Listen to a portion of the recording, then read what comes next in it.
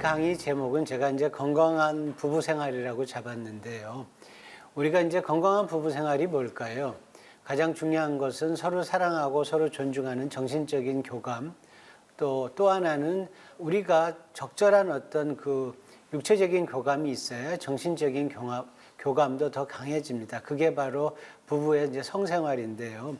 제가 전번 시간에 어렵게 남성 성기능 장애에 대해서 제가 서두에 말씀을 드리고 강의를 드렸습니다. 그래서 오늘 이제 건강한 그 부부 생활에서는 제가 여성 성기능 장애와 남성 갱년기에 대해서 강의를 드리겠습니다. 그러려면 여성의 이제 생식생리, 제가 전번 시간에 남성의 생식생리는 말씀을 드렸죠. 큰 그 단단한 가죽 주머니에 혈관을 통해서 피가 유입이 되고 정맥이 꽉 좋아져서 단단하게 발기가 이제 유발이 된다고 말씀을 드렸는데 여성도 비슷한 원리입니다.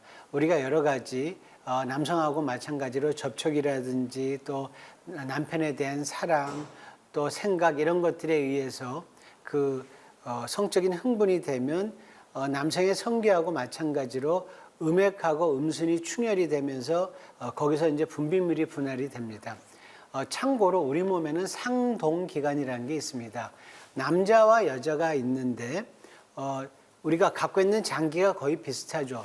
폐도 남자 여자 똑같이 있고 콩팥도 양쪽에 있고 방광도 있고 한데 남녀가 좀 차이 나는 게 대부분이 그게 이제 뭡니까? 그 비뇨 생식기 계통이죠. 그래서 엄마 뱃속에 태아했을 때는 똑같은 조직이었지만 남자는 남자로 커가고 여자는 여자로 커가면서 즉 다시 말해서 남성의 테스토스테론하고 에스트로겐의 영향에 의해서 처음에는 같은 기관이었으나 달리 분할되는 걸 우리가 상동기관이라고 하는데요. 제가 지금 음액하고 음순에 충혈이 된다고 말씀을 드렸죠. 여성의 음액은 남성의 성기 끝에 있는 귀두하고 상동기관입니다. 엄마 뱃속에 있을 때는 처음에는 똑같은 기관이었고요. 음순은 남성에 있는 음낭하고 같은 게 상동기관입니다. 자, 이렇게 해서 어떤 자극에 의해서 어느 정도 그 분비액이 나타나면서 부부 잠자리를 하면서 여성이 흥분하고 어떤 성적인 만족도를 느낀 극치감에 이르게 되면 질 속에 있는 압력이 감소하고요. 우리가 그 주변에 있는 근육, 그걸 우리가 이제 골반 가로무늬근이라고 하는데 이것이 한 0.8초에서 1초 간격으로 절정기가 이르면 수축을 하기 시작합니다. 자, 그렇게 되면 준비된 정액에 있던 정자가 질을 통해서 들어가서 기다리던 난자를 만나서 수태가 돼서 이제 아기가 생기는 거죠. 여성의 이제 여자 해부학적인 구조는요, 남성하고 약간 다르죠. 맨 뒤쪽에 항문이 있고 그 사이에 아기가 나오는 산도인 질이 있고 그 바로 앞에 요도가 있습니다. 그래서 여성의 이런 해부학적인 구조이기 때문에 남자에 비해서 여성이 방광염이나 요도를 통해서 여러 가지 균들이 방광이나 콩팥으로 올라가기가 조금 더 수월해지는 게 이런 해부학적인 차이 때문에 그렇습니다. 자, 여성의 성기능 장애도 크게 이제 네 가지로 나눌 수 있는데요. 남성하고 크게 다를 바가 없죠. 성욕구 장애. 뭐 이건 당연히 여러 가지 심리적인 문제라든지 또 여러 가지 그 신념이라든지 또 가치관이라든지 또 그 상대방에 대한 매력의 결여라든지 이런 것에서 올 수 있겠죠. 두 번째, 성각성 장애. 이거는 여러 가지 신경이나 호르몬의 이상으로 인해 갖고 흥분이 되는 시초가 시작되지 않는 걸 얘기해요. 남성으로 치면 발기가 천천히 커지는 게 시작이 안 되는 거하고 마찬가지고요. 그 다음 극치감 장애. 이것도 여러 가지 원인 때문에 신체적인 구조 때문에 우리가 남녀가 성생활을 하면서도 만족스러운 절정에 이르지 못하는 거고 또 하나는 성교 통증 장애가 있죠. 이 통증 장애는 여러 가지 이제 성생활을 하면서 근육이나 이런 것에 경직이 오거나 이런 것에서 질경련 이런 게 사실은 다 우리 인체적인 문제 때문에 오는 거거든요. 이렇게 크게 네 가지로 나눌 수 있습니다. 우리는 이제 이런 성기능 장애도 다양한 우리 몸의 원인 때문에 오는데 가장 대표적인 게 혈관에 문제가 있거나 그 뭐 당뇨, 고혈압, 동맥경화증 이런 것이 있어도 또 이런 성기능 장애가 올 수 있고요. 신경에 문제가 있는 뭐 그 다발성 경화증이라든지 뭐 척추에 병이 있다든지 이런 것들에 의해서도 올 수 있고 종양 또 다양한 약제, 부인과적인 질환, 비뇨기계 질환, 정신과 질환 뭐 폐경기 이런 다양한 원인 때문에 여성도 역시 남성하고 마찬가지로 성기능 장애가 올 수 있기 때문에 더더군다나 우리나라는 더 그렇겠죠. 이런 문제를 뭐 숨기고 그냥 혼자만 끌어안지 마시고 이런 문제가 있으면 부부가 서로 진솔하게 얘기하고 정말로 이거를 유발시키는 다른 심각한 문제가 없는지를 우리가 다시 한번 진단받고 또 해결할 수 있는 건 해결하고 함으로 해서 조금 더 건전하고 행복한 부부 생활을 이룰 수 있다는 것을 제가 이제 전번 시간에 의해서 다시 한번 강조를 드립니다. 여성 성기능 장애 치료는요, 비슷합니다. 남성하고. 자, 원인되는 질환이 있다면 그 원인되는 질환을 찾아서 해결을 해야겠죠. 약물이 원인되면 약물을 끊고 또 다른 약제로 바꿔본다든지 혈관에 문제가 있으면 혈관에 대한 것을 해결을 하고 심장에 문제가 있으면 심장을 해결을 하고 당뇨가 있다면 당 조절을 잘 해야겠죠. 그리고 이제 성기능 장애 유형별로 성욕의 장애가 온다면 이건 사실 호르몬의 문제가 많습니다. 그래서 여성 호르몬의 문제가 있는지 아니면 몸에 호르몬 밸런스가 안 맞는지를 확인을 해볼 필요가 있고요. 또 성각성 장애나 극치감 장애는 혈관에 문제가 있을 수 있고요. 또 성교할 때 오는 통증 장애나 질경련 같은 경우는 그쪽에 있는 근육에 문제가 있을 수 있기 때문에 근이완제를 쓴다든지 다양한 치료법들이 있습니다. 자, 사실은 우리가 이제 서양에서는 이런 부부 잠자리가 굉장히 공론화되고 많이 드러내놓고 있어서 전 세계의 부부들을 대상으로 인생을 살아가는 데 있어서 우리가 부부의 성행위가 얼마나 중요한지에 대한 설문조사를 한 적이 있었는데요. 물론 그 아시아나 아프리카보다 유럽 쪽이 거기에 대한 비중이 훨씬 높았지만 의외로 아시아권에서는 한국 사람들이 거기에 대한 중요소를 굉장히 높게 생각하고 있었습니다. 그렇기 때문에 우리는 겉으로 드러내놓지는 않지만 나름대로 우리 한국 사람들도 이런 건강한 부부 성생활에 대해서 굉장히 관심이 많고 거기에 대해서 의욕이 있기 때문에 우리가 적극적으로 치료하는 것도 굉장히 중요합니다. 제가 다시 한번 말씀드리지만 이거는 창피하거나 무슨 뭐 이렇게 터부시할 거는 아니란 얘기죠.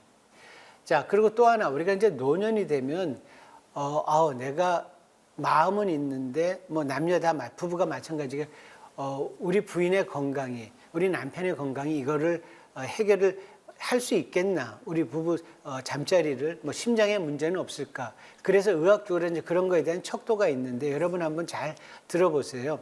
1km 평지를 한 15분 정도 편안하게 걷거나 아니면 한 10초 사이에 계단 한 20계단 정도를 편안하게 올라갔을 때 막 가슴에 불편감이 있거나 통증이 오거나 호흡곤란이 있지 않다면 우리가 하나님이 주신 어떤 부부 사이의 어떤 이건 권리자 의무인 부부의 성관계는 나이가 드셔도 유지하셔도 건강에는 전혀 이상이 없다는 얘기죠.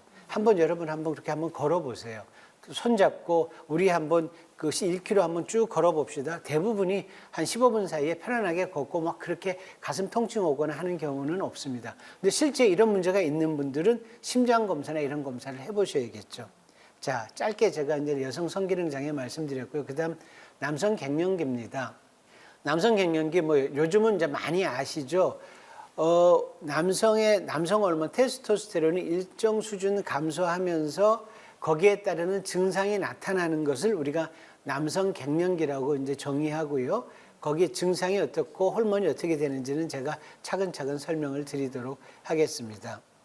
이 남성 갱년기란 건요, 1939년도에 처음으로 50대 남자가 50대가 되니까 갑자기 피로하고 성기능도 소실되고 얼굴도 좀 빨개지고 우울증도 생기고 기억력도 감퇴되는 이런 복합 증상을 남성 갱년기라고 이제 처음으로 의학적으로 이제 명명을 했고요. 그 이후에 뭐 남성 폐경기 또 남성 노인의 부분적 남성 호르몬 결핍증 하다가 이제 최근 들어서는 테스토스테론 결핍 증후군 또는 영어로 레이트 온셋 하이퍼 고나디즘이라고 얘기하는 후기 발현 성성 기능 저하증이라고 우리가 이제 의학적으로는 얘기하는데 우리가 흔히들 여성 폐경기에 견주어서 남성 갱년기라고 얘기하죠. 자, 남성 갱년기가 오는 가장 대표적인 물질이 남성 호르몬이 뭡니까? 테스토스테론이에요. 테스토스테론은 어디서 만들어질까요? 남자의 고환에서 만들어지는데 한 95%는 우리 고환에서 만들어지고요. 나머지 5%는 콩팥 위에 부신이라는, 콩팥 위에 꼭 모자를 씌워놓은 것 같은 부신이라는 기관이 있는데 여기서 만들어집니다. 우리 이제 몸의 호르몬이 일정 시간 계속 분비가 돼서 혈중농도를 대부분의 호르몬들이 유지하고 있는데, 남성 호르몬의 특징은 새벽에 한번 쭉 하고 호르몬이 분비가 됩니다. 그러면 이제 오후 저녁이 될수록 남성 호르몬은 제일 바닥이 되고 자는 사이에는 떨어지겠죠. 그러다가 다시 새벽에 다시 한번 쭉 이렇게 하루에 한 번씩 이렇게 분비되는 게 남성 호르몬 테스토스테론의 그 특징입니다. 바꿔 얘기하면, 그래서 우리가 남성 호르몬을 측정을 할 때 정확하게 측정하려면 어떻게 하셔야 돼요? 아침에 피를 뽑으셔야 됩니다. 어떤 분들은 이제 이런 거 잘 모르고 저녁에 피를 뽑았어요. 아이고, 내가 남성 호르몬이 너무 낮네요. 나 이거 남성 갱년기 아닌가요? 그렇지 않습니다. 아침에 피를 뽑아야 정확하게 그 사람의 남성 호르몬의 수치, 흔히 말하는 영어로 테스토스테론의 그 수치를 알 수 있습니다. 그래서 이제 남성 호르몬은요, 우리 몸의 시상하부라는 데서 제일 컨트롤해서 거기서 이제 호르몬이 나옵니다. 그 호르몬이 생식선 자극 호르몬 분비 호르몬이 뇌하수체 전엽으로 가고요. 그 뇌하수체 전엽에서 성선 자극 호르몬이 나와서 남자는 고환으로 가서 남성 호르몬이 만들어지고, 여자는 난소로 가서 여성 호르몬인 에스트로겐이 만들어집니다. 그러니까 사실 남녀가 이 흐름은 다 비슷합니다.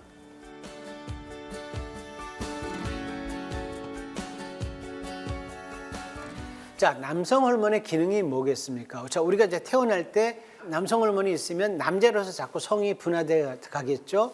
여성 호르몬이 있는 태아는 여성으로서 자꾸 이제 또 성이 분화돼 나가고요. 그러니까 당연히 성 기능의 발달과 유지하고요. 그리고 또 하나 중요한 게 근골격계 대사, 근육을 만들고 또 우리 몸에 있는 기름 덩어리, 지질 대사, 조혈, 면역, 인지 기능, 정서 조절에 굉장히 중요한 역할을 합니다. 그래서 이렇게 남성 갱년기가 남성 호르몬이 부족하면 이런 다양한 증상들이 나타나는 이유가, 테스토스테론은 이렇게 우리가 성기능뿐만 아니라 굉장히 우리 몸의 여러 가지, 심지어는 감정의 변화까지도 조절하는 호르몬이기 때문에 그렇습니다.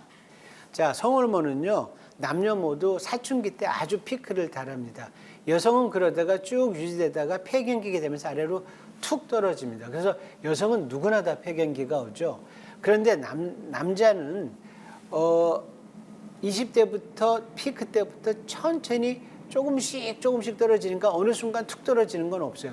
바꿔 얘기하면 남성 호르몬은 본인의 체질이 잘 태어났거나 관리가 잘 되면 70, 80대까지도 남성 갱년기를 안 겪는 분도 있습니다. 그래서 젊었을 때부터 몸 관리가 굉장히 중요하죠. 자, 그러면 이제 남성 갱년기 증상 한번 볼까요? 여러분 한번 잘 들어보세요. 우선 가장 대표는 성기능이죠. 우선 테스토스테론이 어떤 그 성기능에 굉장히 중요한 역할을 하기 때문에 건강한 남성의 척도가 뭐라 그랬죠? 야간 발기가 제대로 되느냐. 그러니까 남성 호르몬 때문에 어떻게 되겠습니까? 당연히 야간 발기의 빈도도 떨어지고 성욕이 감퇴돼요. 뭐 별로 이렇게 마음이 없습니다. 두 번째, 당연히 그러니까 부부 잠자리하는 빈도도 감소되고, 뭐 과거에 젊었을 땐 일주일에 2번 부부 잠자리 하던 분이 이제 뭐 심지어는 연중 행사로까지 막 길어지는 경우 있죠. 그리고 또 하나는 이제 부부 잠자리 할 때 발기가 되는데 시간이 오래 걸립니다. 그리고 이게 강직도도 약해지고요. 또 지속 시간도 짧아집니다. 그러면서 또 하나는 남성 호르몬이 떨어지면 우리 정액량이 많이 줄어듭니다. 그러니까 사정할 때 나오는 정액량도 굉장히 이제 빈곤해지죠. 두 번째는 제가 왜 남성 호르몬이 근육에 많은 영향을 미친다고 했지 않습니까? 참고로 우리 스포츠 선수들 도핑 테스트란 거 하죠. 그 도핑 테스트가 뭔가요? 그 뭐 스테로이드나 이런 약물의 힘을 빌려서 어떤 우리 근육을 좀 강화시켜 갖고 그 기록을 좀 좋게 하기 위한 것을 방지하기 위한 게 이제 도핑 테스트잖아요. 남성 호르몬은 근육 양에 굉장히 큰 영향을 미칩니다. 거꾸로 이렇게 남성 호르몬이 줄어들게 되면 근육량이 감소해지고 몸에 있는 지방이 자꾸 증가됩니다. 체지방이. 그리고 체중이 좀 감소되고 이렇게 좀 사람이 쇠약해지죠. 그러니까 뭐게 돼요? 그걸 우리가 이제 소위 거미형 인간이라고 얘기합니다. 거미형 인간이 뭘까요? 김 아나운서 들어보셨어요? 잘 모르겠어요. 거미가 어떻게 생겼습니까? 배하고 사진을 이렇게 볼록하고 그 이 팔다리는 아주 가늘게 촉수가 나 있죠. 자, 중년 남성들 집에 있는 아버지 한번 잘 보십시오. 운동 안 하신 분들 보면, 자, 남성 호르몬 떨어지니까 근육은 자꾸 쪼그라들어요. 근데 이제 피하 지방 늘어나니까 아랫배는 볼록하게 나오고 팔다리는 가늘어지는 걸 우리가 이제 거명 인간이라고 하고요. 또 골밀도가 감소됩니다. 그래서 나이 들면 넘어지면 잘 부러져요. 그러니까 남성 호르몬이 굉장히 중요하죠. 우리 살아가는데. 그다음 또 혈관 동맥의 두께도 자꾸 증가시키고요. 체지방이 증가되니까 남성 호르몬이 떨어지면 뭐 심혈관계 질환이라든지 고혈압, 동맥경화 이런 것들에 대한 위험도도 좀 증가됩니다. 이거 외에도 피부 두께가 얇아지고 윤기도 감소되고 또 우리 몸에 있는 그 털들도 자꾸 없어집니다. 그리고 뭐 얼굴도 좀 빨개지고 땀도 잘 흘리고 또 기억력도 좀 떨어지고 제일 중요한 게 잠을 잘 못 자요. 나이 들면. 정말 푹 자야 피로도 해결이 되고 그 다음날 활력도 생기는 거거든요. 그래서 이제 이런 수면에도 문제가 있고 이제 제일 심한 거는 이거죠. 정신 심리적인 증상입니다. 여자는 폐경기가 되면 여성 호르몬이 막 줄어드니까 이제 집에서 잘 보세요. 엄마는 외래 이제 점점 대범해져. 통도 커지고 막 걸걸해지는데 우리 아빠는 텔레비 연속 보면 제일 혼자 막 우세요. 아빠가 감정 기복이 변하고 그리고 잘 짜증내고 그죠? 그리고 자꾸 자신감이 자꾸 떨어지고 그러면서 기억력은 감퇴되고 그러니까 자꾸 이제 우울증 같은 게 생기고요. 그리고 쉬 필요하고 활력도 떨어지고 그러니까 행복감, 만족감도 자꾸 떨어집니다. 그러니까 옛날에 그 건장하던 우리 아버지 그 대범하시던 분이 하고 작은 거에 자꾸 짜증 내시고 또 뭐 감정의 변화. 우리 요즘 그래서 보시면 결혼식장 가서 보시면 따님 결혼시키고 나서 제일 펑펑 우는 게 누굽니까? 아버지예요. 물론 아버님이 슬프기도 하겠지만 남성 갱년기가 오셔서 그런 겁니다. 그럼 진단 어떻게 할까요? 간단합니다. 호르몬 검사 해야죠. 호르몬 검사해서 정상보다 남성 호르몬이 떨어진지를 확인하고 근데 이렇게 호르몬이 낮다고 다 남성 갱년기가 아닙니다. 근데 제가 호르몬 검사 어떻게 하라고 말씀드렸죠? 아침에 해야 정확하고요. 그리고 앞서서 말씀드린 여러 가지 신체적인 이러한 증상이 나타나야 우리가 남성 갱년기라고 얘기할 수 있는데요. 이게 이제 아담이라고 제가 화면에 나와 있는데 남성 갱년기 증상에 관한 설문지입니다. 남성 호르몬이 떨어지면 남성 갱년기라고 진단할 수 있는데요. 뭐 예를 들면 성적 흥미가 감소했다. 제가 한번 읽어볼게요. 기력이 몹시 떨어졌다. 한번 잘 들어보세요. 근력이나 지구력이 떨어졌다. 키가 줄었다. 그러죠? 골밀도가 떨어지니까 잘 부러지고 자꾸 뼈가 이렇게 조금씩 주지 않습니다. 삶에 대한 즐거움을 잃었다. 슬프거나 불만감이 있어. 근데 이게 자꾸 왔다 갔다 해. 발기의 강도가 떨어졌다. 운동할 때 민첩성이 떨어졌다. 저녁 식사 후에 바로 졸린다. 다시 말해서 활력이 없어지고 여기 없어지는 거죠. 최근에 일의 능률이 떨어졌다. 근데 사실은 남성들은 이거를 겉으로 표현하려고 하지 않습니다. 자존심이 있기 때문에. 자, 가족 등의 누군가가 옆에서 그거를 보고 이상이 있으면 먼저 얘기하고 도와줘야 되고 또 남성분들도 비교적 이렇게 어렵지 않게 치료해서 훨씬 더 활력 있는 삶을 사실 수 있어요.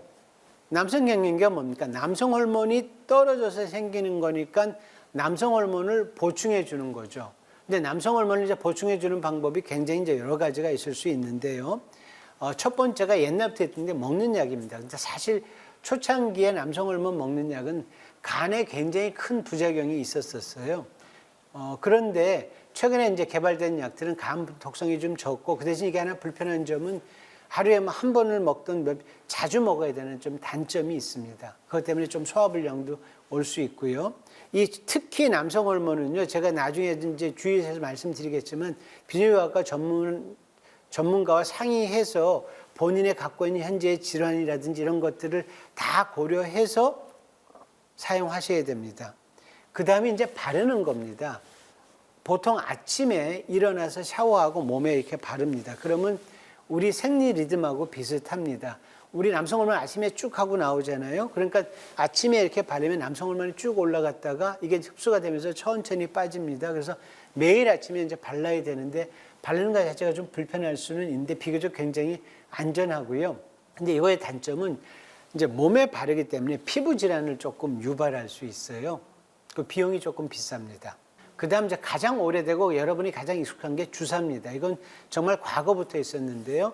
한번 주사 맞으면 이게 2, 3주 정도 그 효과가 이제 있는지 그런 남성 호르몬 옛날에 이거를 우리가 이제 테스토스테론 데포지토리라고 했는데 이제 흔히 대포하면서 옛날에 주사를 이제 아주 연세 많으신 분들은 옛날에 이런 기억이 있으신 분들이 있으실 거고요. 최근에는 3개월짜리 주사를 맞습니다. 그러니까 이 주사를 한번 맞으면 남성 호르몬이 3개월 정도 쭉 유지가 되면서 천천히 떨어지는데 사실은 이게 이제 단점은 조금 가격이 비쌉니다. 그렇지만 요즘 가장 많이 사용하고 비교적 안전하게 사용할 수 있습니다. 남성 호르몬 보충할 때 주의사항은요, 반드시 아까 말씀드린 대로 너무 과도하게 음주하거나 비만이 있거나 이런 분들은 이것부터 교정하셔야 돼요.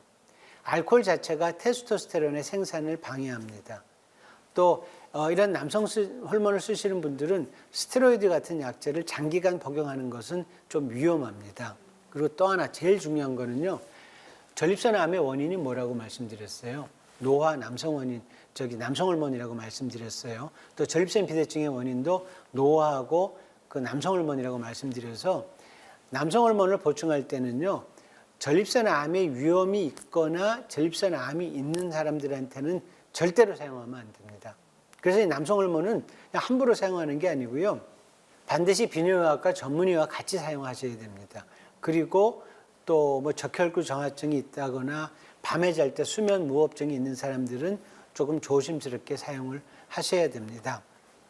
이 남성 갱년기는요. 사실은 보면 어떤 의미에서는 나이 들어서 남성의 노령의 삶을 저하시키는데 이 아버지의 삶의 저하는 결국은 그 가정에도 영향을 미치고 부부에도 영향을 미치거든요.